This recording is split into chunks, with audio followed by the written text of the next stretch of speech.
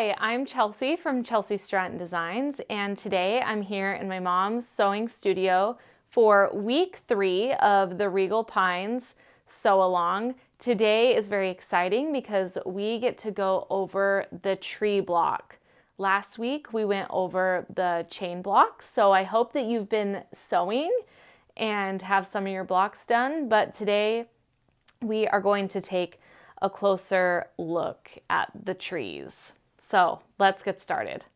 Okay, so I'm excited to take a closer look with you at the Regal Pines tree block. Last video, we did the star chain block. So hopefully you guys are getting caught up on your blocks. We're gonna be continuing to sew those in August. If you have some checked off your list, that's great. But today we're gonna be looking at the tree block, and some of the techniques you did in the chain star block are what we will be doing in the tree block. So starting out, if you have your pattern, I am on page 2, but I am gonna move over very quickly to page 3 because all you're going to be doing is making a flying geese, but you're gonna be using that same flying geese easy corner technique for your trees. So you're going to need your first green print and rectangle, and you need to place your background directly on it, just like that. And then you are going to have a drawn line from this corner to this opposite corner, and you need to sew on that drawn line. And we did go over this with the chain block, but I'm going to go over it again. So after you've sewn on your drawn line, you are going to need to trim a 1/4 inch away and press that out.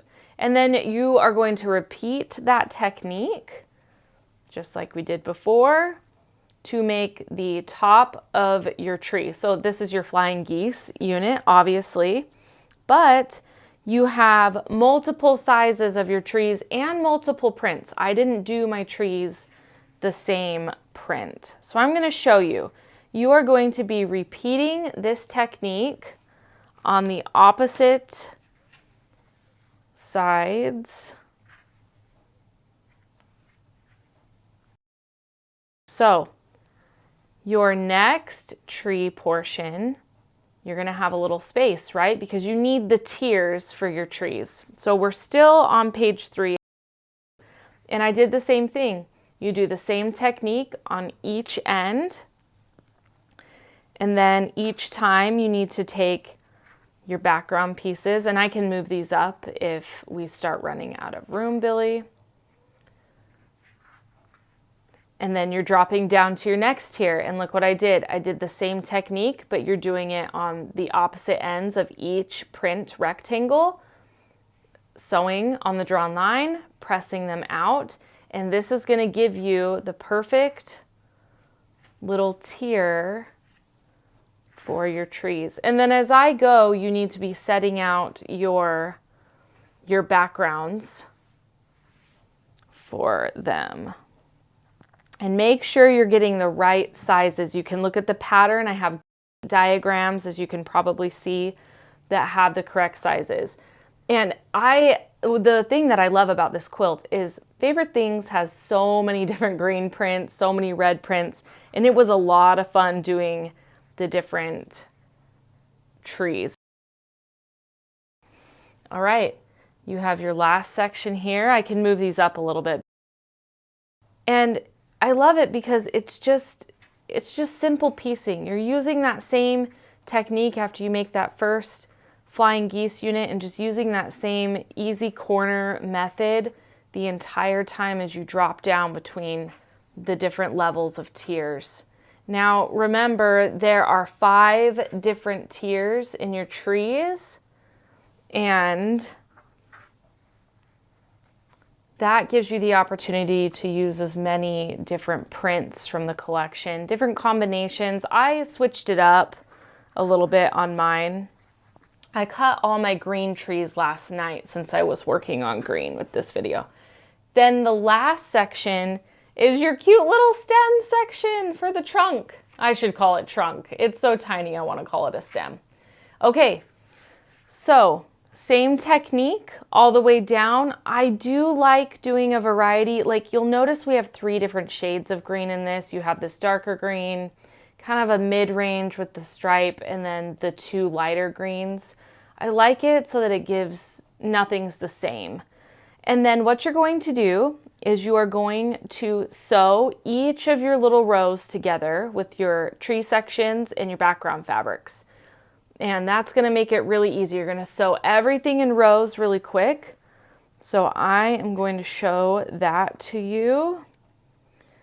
And I just had so much fun coming up with the combinations. And later on I'll do some, like I have some trees in the PDF download that have all the colors in it. And I was super excited about that because I never did that in the Bountiful Blooms one. But with the favorite things, I did it and thought it turned out really, really cute. Okay, so after you've sewn all of your little rows together, they're gonna come out like this. And oh, I will tell you, I pressed on the outside background connection.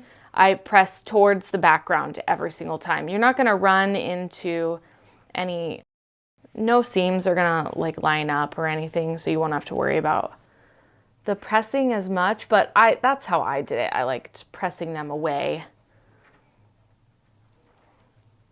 Okay.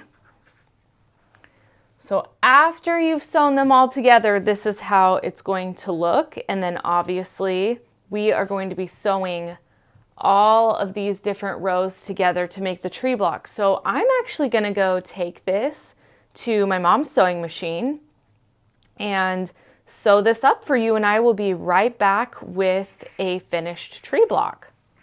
Okay, so I just went over to my mom's sewing machine and I sewed all those rows together and completed a tree block. So I just sewed everything together and then I pressed down, and I think it looks so cute. And so I think I'll make like 4 more of the green version, and then I'll go into my reds and then my scrappy blocks. And so this is how you assemble the tree block, and I hope that you enjoyed taking a closer look at how to put this one together and the simple techniques that we used. Okay, so I hope that you enjoyed this week's video where we got to take a closer look at the tree block in the Regal Pines quilt top. Remember that you will be making 15 tree blocks. If you printed out the PDF, it has little check boxes for you if you want to color those in or check them off. That will be linked below in the description of this video.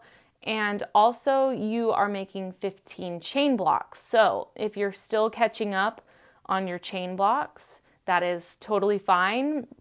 We have some time before next week's video, and also just whatever you get done is awesome. So next week's video, we are going to be going over kind of placement of the tree blocks and chain blocks. I'm actually going to put some together for you on that video and talk about possible background backing choices and border choices for you as well. So we're going to go into a little bit of detail on that in next week's video for week 4. So if you are new here, that's great. We have all of the videos on YouTube, and you can find the pattern linked in the description. Also the PDF, like I mentioned. And we're just so glad that you're here. Thanks so much for stopping by.